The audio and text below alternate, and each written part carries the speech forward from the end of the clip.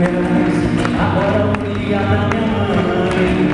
Será que ela vai entender? Ou mãe, eu te dizer a verdade.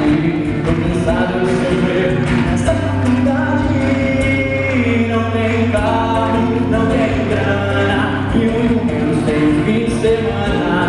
Porque eu ralo, mas sou escudo e levo é o eu já não sei o que fazer. Eu acabo indo e vai dar esta comer. Pegar emprestado não dá mais. Da minha pergunta tô devendo R$1.000. Agora eu vou ligar pra minha mãe.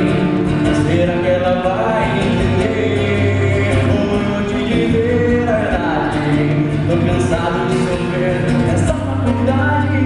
Como é que é? Vocês pegaram aí? Eu não tenho carro, não tenho grana, e muito menos tenho fim de semana. Porque eu ralo, estudo, levo